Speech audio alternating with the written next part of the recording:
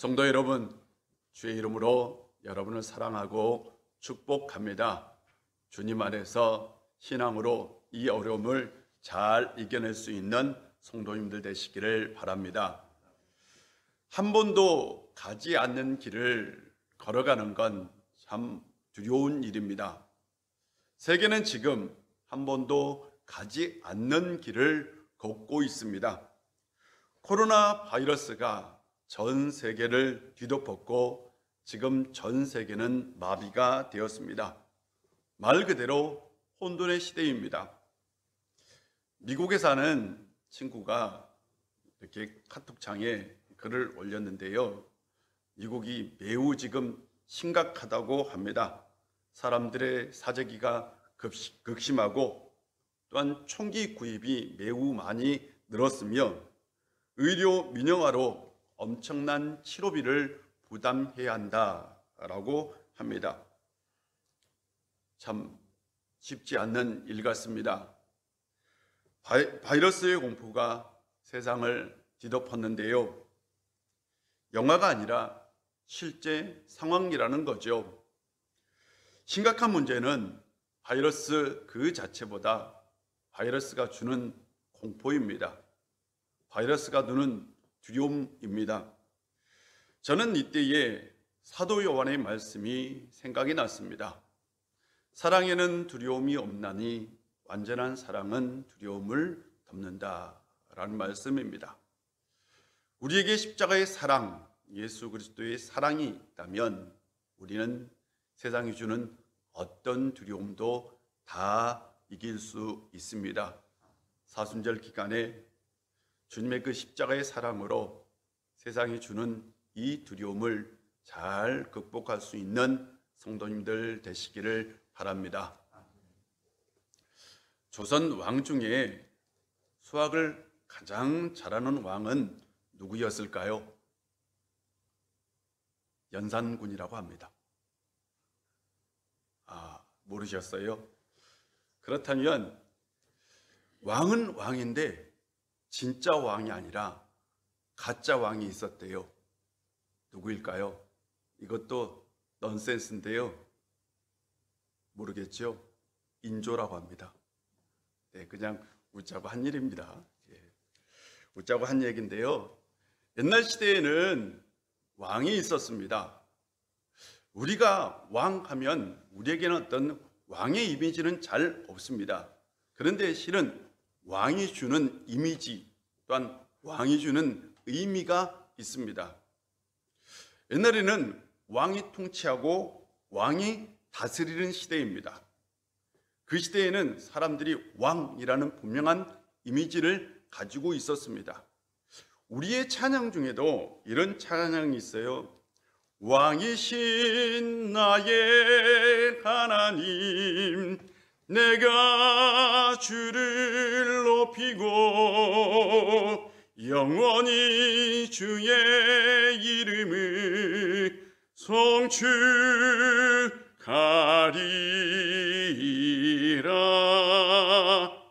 여러분이 다 아는 찬양인데요. 우리는 하나님을 왕이라 라고 고백합니다. 또한 예수님을 왕이라 라고 고백하는 찬양도 있죠. 예수는 나의 왕, 예수는 나의 주, 이런 찬양도 있습니다.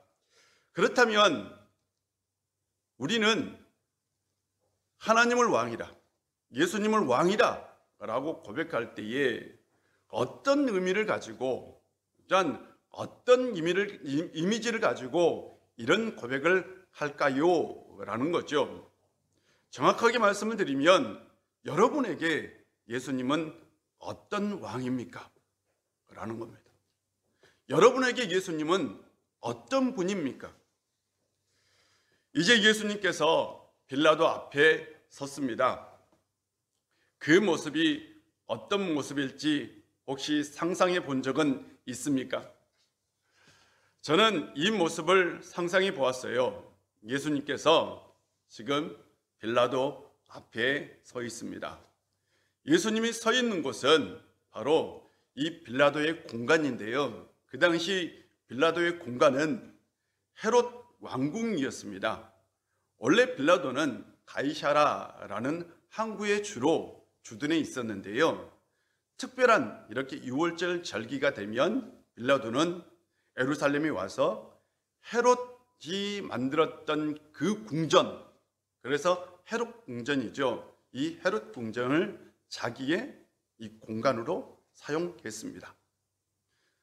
예수님께서 바로 그 헤롯 대왕이 지었던 왕의 궁전에 서 있는 거죠. 예수님은 누구일까요? 예수님은 우리는 보통 이렇게 얘기합니다. 왕이다. 그렇다면 왕이신 예수님께서 어디에? 헤롯 궁전에 호승줄에 묶여서 지금 서 있습니다.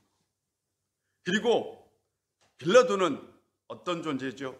빌라도는 바로 로마가 파송한 왕의 역할을 하고 있는 총독, 왕 같은 존재죠. 그러니까 이 세상 권력을 가지고 있는 사람, 통치자, 그가 지금 예수님과 지금 빌라도 총독이 어디에서요? 왕궁에서 서 있습니다. 이 얘기는 바로 누가 진짜 왕이냐? 왕에 대한 이야기이고요. 이 왕의 논쟁이 오늘 본문의 이야기이기도 합니다. 빌라도가 먼저 공간 밖으로 나가요. 그리고 나서 예수님을 잡아온 사람들, 산헤드린 공의의 사람들에게 질문을 하죠. 얘기를 합니다. 이 사람을 무슨 일로 고소했느냐라고 얘기하는 거죠. 실은 빌라도는 알고 있었어요. 왜? 빌라도가 자신의 군대를 예수님을 잡는데 보냈잖아요. 그래서 이 사람도 실은 동의를 했거든요. 그런데 지금 이 사건에서 이제 발을 빼려고 딱 하는 거죠. 그때에 바로 이 산헤드린 공의 사람들이 대답하죠. 이 사람이 악한 일을 하지 않았더라면 우리가 총독에게 이 사람을 넘기지 않았을 겁니다. 이 사람이 악한 일을 했기 때문에 우리가 이 사람을 당신에게 넘겼습니다 라고 얘기를 합니다. 그때 총독이 또 이렇게 얘기하죠. 그를 데리고 가시오. 당신들의 법에 따라 이 사람을 심판하십시오. 나는 발을 빼겠습니다 라고 얘기를 합니다. 그러자 이 사람들이 이렇게 얘기합니다. 우리에게는 이 사람을 죽일 권한이 없습니다 라고 얘기하죠. 이렇게 사악한 사람들 봤어요? 이미 예수님을 죽이기로 작정한 거죠. 그리고 나서 재판을 시작한 겁니다. 그들의 마음속에는 이미 예수님을 죽이기로 결정했던 거죠. 그리고 나서 빌라도에게 재판을 요청했기 때문에 빌라도는 그 사실을 알고 있었어요. 그런데 이 재판이 보니까 이 재판은 정치적 재판이 아니라 종교적 재판인 거죠. 빌라도는 이 책임에서 자기 발을 빼고 싶었던 거예요. 그래서 당신들이 재판하십시오 라고 얘기했던 겁니다. 이렇게 논쟁을 하다가 그 논쟁을 끝내지 못하고 빌라도는 바로 다시 공간 안으로 들어갑니다. 아마 예수님은 그 얘기를 다 듣고 있었던 것 같아요. 예수님께서 바로 그 공간 뜰에 홀로 서 있습니다. 아마 깊은 침묵이 흘렀을 것 같아요. 빌라도가 먼저 이렇게 입을 엽니다. 내가 유대인의 왕이냐? 라고 묻습니다. 아마 그는 굉장히 거만하게 물었을 것 같아요. 상상해보면 이렇게 물었을 것 같아요. 그래, 내가 유대인의 왕이냐? 라고 물었을 것 같아요. 이 왕이라는 칭호는요, 그 당시 유대인들에게는 없는 칭호입니다. 딱 헤롯 대왕만 왕이라는 칭호를 가지고 있었고 이후의 왕들은 실은 분봉 왕입니다. 로마가 왕이라는 칭호를 누구에게도 허락하지 않았습니다. 그래서 이 왕이라는 단어는 정치적 용어입니다. 정치적 칭호죠. 그러니까 이렇게 묻는 거죠. 네가 지금 정치적으로 네가 이 나라의 왕이냐? 라고 묻고 있는 거죠. 그가 그렇게 물었던 건 바로 종교적 재판이 아닌 정치적 재판을 하기 위해서입니다. 예수님께서 대답하죠. 네가 한 그 말 네 생각이냐? 아니면 다른 사람들이 너에게 얘기해 준 거냐라고 묻는 거죠. 빌라도가 아마 틀림없이 야, 이건 내 생각이 아니요 라고 대답을 했을 것 같아요. 그러고 나서 빌라도가 다시 예수님께 질문합니다. 내가 유대인이 아니냐? 내 동족과 제사장들이 너를 나에게 넘겼다 라고 얘기하죠. 예수님께 빌라도가 물어요. 야, 너 유대인 아니냐? 그런데 내가 유대인인데 내 동족, 제사장들이 너를 나에게 넘겼다. 내가 아무리 생각해봐도 너에게서 정치적으로도 종교적으로도 너를 사형시킬 만한 죄를 찾지 못하겠는데 제사장들과 내 종족들은 너를 사형에 쳐야 된다라고 얘기하고 있는데 내가 도무지 그것을 알지 못하겠다. 내가 도대체 무슨 일을 했느냐라고 묻죠. 내가 무슨 일을 했길래 사람들이 이렇게 너를 죽이려고 하느냐라고 묻는 거죠. 혹시 내가 이 나라를 전복시킬 만한 일을 했느냐, 아니면 정치적으로, 아니 종교적으로 어떤 큰 일을 했느냐라고 묻는 거죠. 예수님께서 대답합니다. 아니다. 내 나라는 이 세상에 속한 나라가 아니다. 내 나라가 이 세상에 속하였다면 내가 내 부하들을 시켜서 그들 하여금 싸우게 해서 나를 유대인들에게 넘기지 않게 했을 것이다. 내 나라는 이 세상에 속한 나라가 아니다 라고 대답합니다. 예수님 말씀 속에는 나는 이스라엘을 새로운 나라로 만들 생각은 없다. 나는 로마의 반기를 들어서 새로운 나라, 너희들이 말하는 그 새로운 나라를 일으킬 그런 혁명을 꿈꾸고 있지도 않다. 내가 꿈꾸는 나라는 절대 그런 나라는 아니다 라고 얘기합니다. 내 나라는 이 세상에 속한 나라가 아니다 라고 얘기합니다. 예수님 말씀 속에는 자신은 정치적 의도가 없다는 거죠. 그런데 분명한 것은 예수님은 지금 어떤 나라를 만들고 그 나라를 이끌고 있다라는 말씀도 포함되어 있습니다. 빌라도가 그의 말을, 예수님 말을 들었을 때에 도대체 이 말씀을 이해할 수 없는 거예요.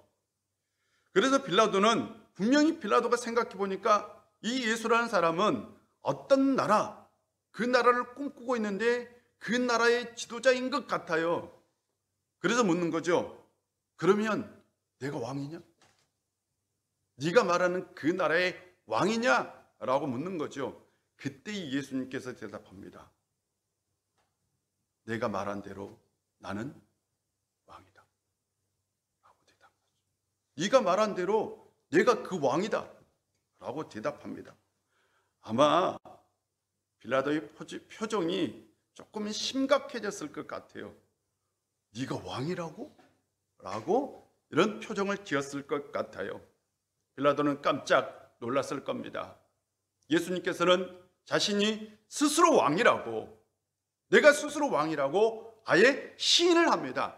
그리고 나서 자신이 어떤 왕인지를 소개합니다. 나는 진리를 증언하기 위해서 태어났으며 진리를 이 세상에 증언하기 위해서 왔다. 그러므로 진리에 속한 자는 나의 말을 들을 것이다 라고 말씀합니다.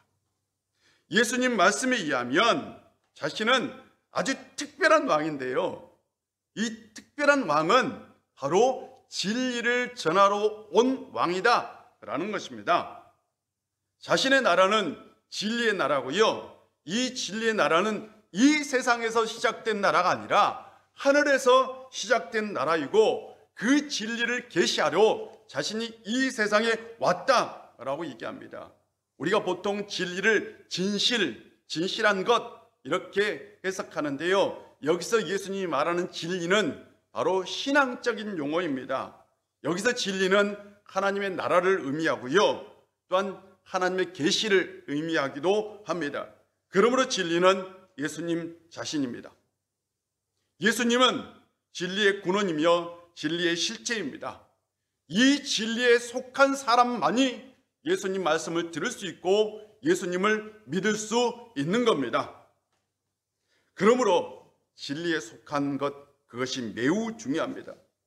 빌라도는 예수님의 말씀을 이해할 수 없었어요. 그래서 예수님께 진리가 뭐냐라고 물었던 거죠. 그는 여전히 예수님이 누구인지 모릅니다.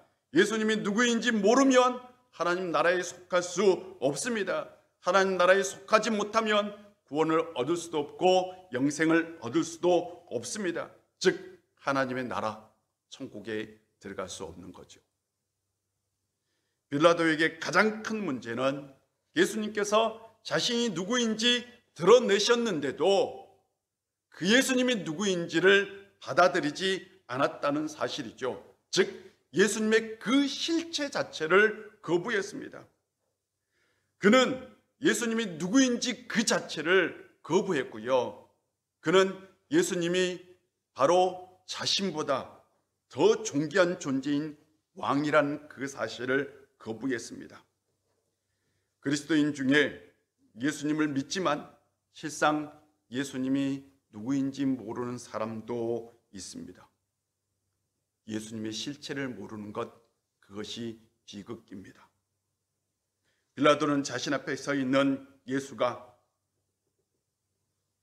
자신보다 더 높은 존재, 왕이라는 그 사실을 부인한 거죠. 그것이 그에게 비극이었습니다. 성도 여러분, 여러분에게 예수님은 어떤 분입니까? 여러분은 예수님을 왕이라고 고백할 때에 그 왕이라는 그 이미지는 어떤 이미지입니까? 요한복음 6장을 보면 오병이어 사건이 나옵니다. 그런데 그 사건 직후에 아주 놀라운 사실을 하나 기록되어 있습니다. 사람들이 예수님을 왕으로 막 추대하려고 했어요. 그때 예수님께서 그들의 그 추대를 뿌리치고 홀로 산으로 올라갔다라고 기록하고 있어요. 사람들은 그 놀라운 오병이어 사건의 기적을 경험하고 나서요, 와, 이 사람이 우리의 왕이 된다면 우리의 의식주 문제를 해결해 줄 수 있겠다라고 생각한 거죠. 그래서 예수님을 막 사람들이 왕으로 추대하려고 했어요. 예수님은 그들의 추대를 뿌리치고요, 홀로 산으로 올라가셨어요. 홀로. 제자들도 버려두고 홀로 가셨어요. 제자들도 예수님을 그런 왕으로 생각하고 있었다는 거죠. 예수님은 이렇게 말씀하고 있는 거죠. 나는 너희들이 원하는, 너희들이 생각하는 그런 왕이 아니다. 나는 세상의 왕 같은 그런 존재가 아니다. 나는 세상 권력을 가지고 세상을 다스리는 왕이 아니다. 물질적인 풍요로움을 주고 인간의 욕구를 채워줄 수 있는 그런 왕이 아니다 라는 거죠. 예수님은 절대로 그런 왕이 되기 위해서 이 세상에 오시지 않았습니다. 요한복음 12장을 보면 예수님께서 나귀 새끼를 타고 예루살렘으로 입성하는 장면이 나오죠. 아시잖아요. 나귀 새끼를 타고 입성하셨어요. 예수님이. 사람들이 외쳤죠. 호산나! 호산나! 주의 이름으로 오시는 이여 찬송하리로다. 이스라엘의 왕이여. 왕이라고 찬송을 했어요. 사람들이. 예수님이 나귀 새끼를 타고 가는데 왕이라고 찬송했다니까요. 아니 무슨 왕의 행차가 그래요. 상상해 보세요. 예수님께서 예루살렘 입성할 때에 제자들에게 야 저기 가서 나귀 새끼 하나 있는데 몰고 오너라. 내가 그 새끼를 타고 들어가겠다라고 얘기합니다. 사람들은 그 모습을 보고 왕이여 왕이여 라고 환호성을 지릅니다. 왜 예수님께서 나귀 새끼를 타셨을까요? 하는 거죠. 멋진 말이 아니었어요. 어떤 멋진 마차도 아니었습니다. 그냥 나귀 새끼였어요. 예수님께서 나귀 새끼를 타신 것은 나는 너희들이 생각한 왕이 아니다는 무건의 저항입니다. 지금 저항하고 있는 거예요. 나 너희들이 생각하는 그런 세상 왕이 아니야 라는 얘기를 하고 있는 겁니다. 세상 사람들이 원하는 나라를 만들려고 오신 분이 아닙니다. 예수님 꿈꾸는 나라는 이 세상 나라와 같은 나라가 아닙니다. 전혀 다른 나라입니다. 어떻게 보면 이 세상에 존재하지만 이 세상에 속하지 않는 나라입니다. 그래서 당시 사람들은 예수님이 말하는 그 나라를 도무지 이해할 수가 없었어요. 지금 우리는 이해해요. 그런 나라가 있어요. 그런 나라가 어디예요? 바로 교회죠. 교회를 생각해 보세요. 교회는 이 세상 나라와 같지 않는 공동체입니다. 교회는 그 시대에 없었던 완전히 새로운 나라입니다. 예수님은 바로 그 나라의 왕이 되기 위해서 오신 거죠. 빌라도는 계속해서 물어요. 당신이 왕입니까? 두 번이나 물었잖아요. 당신이 왕이냐고, 당신이 세상의 왕이 될 것이냐? 라고 물어요. 그때 예수님께서 대답합니다. 나는 그런 왕이 아니다. 나는 당신이 생각하는 세상 나라의 왕이 아니다 라고 말씀하죠. 우리가 예수님을 믿을 때에, 우리가 예수님을 왕이라고 고백할 때에 우리는 예수님에 대해서 어떤 기대를 가지고 있을까요? 우리는 분명히 기대하고 있습니다. 이 세상 모든 문제를 해결하고 세상 질서를 바로잡고 정의를 실현하는 이상적인 왕을 기대하고 있습니다. 우리의 인생의 문제를 해결해주고 우리의 물질적인 욕구를 채워주고 또한 우리에게 많은 것을 주는 그런 왕을 기대합니다. 이런 코로나 바이러스 사태 같은 일이 생기면 신적인 능력으로 이것을 완전히 해결하는 그런 왕을 기대합니다. 분명한 건 예수님은 그런 왕으로 이 세상에 오지 않았습니다. 예수님은 세상 사람들이 기대하는 그런 왕은 아닙니다. 그렇다면 우리가 예수님을 나의 왕입니다 라고 고백할 때에 이 왕은 어떤 의미를 가지고 있을까요? 하는 거죠. 첫 번째로는 예수님은 우리에게 평강의 왕입니다. 요한복음 14장 27절입니다. 평안을 너희에게 끼치노니 곧 나의 평안을 너희에게 주노라. 내가 너희에게 주는 것은 세상과 주는 것 같지 아니하니라. 너희는 마음에 근심하지도 말고 두려워하지도 말라 라고 얘기합니다. 내가 너희에게 평안을 주노라. 내가 주는 평안은 세상에서 경험할 수 없는, 세상이 줄 수 없는 평안이다 라고 얘기합니다. 또한 16장 33절에서 예수님께서 이렇게 얘기하죠. 너희로 내 안에서 평안을 누리게 하려 함이라. 세상에서는 너희가 환난을 당하나 담대하라. 내가 세상을 이겼노라. 내가 너희에게 평안을 주노라. 그러므로 너희가 이 세상에서 담대하라. 내가 세상을 이겼다 라고 얘기합니다. 예수님은 평화의 왕입니다. 예수님은 평강의 왕입니다. 예수님은 이 세상에 싸우러 오신 분이 아니고요, 이 세상에 전쟁하러 오신 분이 아니고요, 이 세상을 캐치러 오신 분이 아니고요, 우리를 심판하기 위해 오신 분이 아닙니다. 우리를 죽이려고 오신 분이 아니라고요. 우리를 살리기 위해서, 우리에게 영생을 주기 위해서, 우리에게는 진정한 평안을 주기 위해서 오신 분입니다. 이 세상에 오셔서 혁명을 일으키려고 오신 분이 아닙니다. 예수님은 철저하게 우리에게 평강의 왕이고 평화의 왕입니다. 싸움이 있는 곳에 평화를, 다툼이 있는 곳에 화평을 주기 위해서 오셨습니다. 참으로 놀라운 건 자기 희생을 통해서 자기를 죽이심으로 그걸 완성하셨다는 사실이죠. 예수님은 자신을 희생해서 우리에게 평안을 주기 위해서 이 세상에 오신 분입니다. 예수님은 우리에게 평강의 왕입니다. 평안의 왕입니다.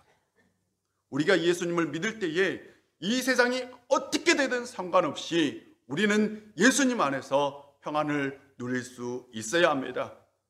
이 세상이 무너진다 할지라도 예수님을 통해서 평안을 누릴 수 있는 성도님들이 되시기를 바랍니다. 둘째로 예수님은 하나님 나라의 왕입니다. 예수님께서 공생애를 시작할 때에 가장 먼저 했던 말씀, 회개하라. 하나님 나라가 가까이 왔으니 회개하고 복음을 믿으라 라고 말씀하십니다. 어제요, 어떤 집사님하고, 어제는 교인들하고 통화를 좀 많이 했는데요, 어떤 집사님이 통화를 하는데 저한테 이렇게 얘기해요. 목사님, 우리가 회개할 때입니다 라고 그래요. 맞아요. 우리가 회개해야죠. 우리가 회개할 때죠. 전통적으로 성경을 보면 전통적으로 전염병이 생겼을 때에 온 나라가 회개를 했죠. 왕부터 모든 백성이 다 회개했어요. 성경에서 말하는 대재앙은 바로 죄 때문에 옵니다. 인간의 탐욕 때문에 옵니다. 자연이 파괴되고 세상 질서가 무너지는 건 다 인간의 탐욕 때문이죠. 인간의 죄 때문입니다. 그래서 그때는 회개해야 하는 거죠. 하나님의 나라는 회개의 나라입니다. 회개는 우리가 완전한 피조물로 다시 돌아서는 거죠.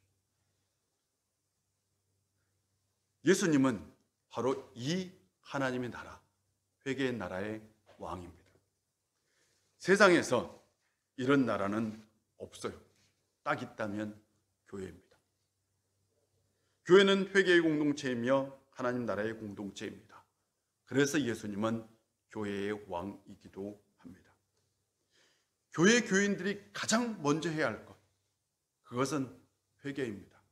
우리는 인류의 죄, 공동체의 탐욕, 공동체의 죄를 하나님 앞에 회개해야 합니다. 우리는 하나님의 긍휼하심을 구해야 합니다. 교회가 하나님 앞에 회개하고 하나님의 긍휼하심을 구할 때에 그때에 하나님께서 반드시 우리에게 새로운 은혜를 부어줄 줄로 믿습니다. 예수님은 그런 의미에서 이 세상을 치유하는 하나님 나라의 왕으로 오셨지요. 이 세상을 고치는 하나님의 나라, 그 나라는 곧 지금 교회입니다. 예수님은 교회의 왕으로 오셨습니다. 우리 교회의 왕도 누구요? 예수님이죠. 예수님이 이 교회의 왕으로 오셨다면 우리는 그 나라에 속한 자들입니다. 그 나라에 속했다면 우리는 먼저 하나님 앞에 회개의 기도를 해야 합니다. 이번 주간 회개의 기도를 할 수 있는 성도님들 되시기를 바랍니다. 셋째로 예수님은 나의 왕이죠. 우리의 왕입니다. 바울은 고백하죠. 내가 그리스도와 함께 십자가에 못 박혔나니 그런즉 이제 내가 사는 것은 이제는 내가 사는 것이 아니요 오직 내 안에 그리스도께서 사신 것이라. 이제 내가 육체 가운데 사는 것은 나를 사랑하사 나를 위하여 자기 자신을 버리신 하나님의 아들을 믿는 믿음 안에 사는 것이다 라고 고백합니다. 예수님은 분명히 나를 통치하신 분이고 우리의 인생, 우리의 마음을 통치하신 분입니다. 그러므로 우리는 우리의 인생을 예수님께 맡기고 드려야 합니다. 그때 우리는 진정한 평안을 얻을 수 있고요. 또한 우리는 구원을 얻을 수 있고 우리는 영생을 얻을 수 있습니다. 그렇다면 신앙은 주인을 결정하는 싸움이기도 합니다.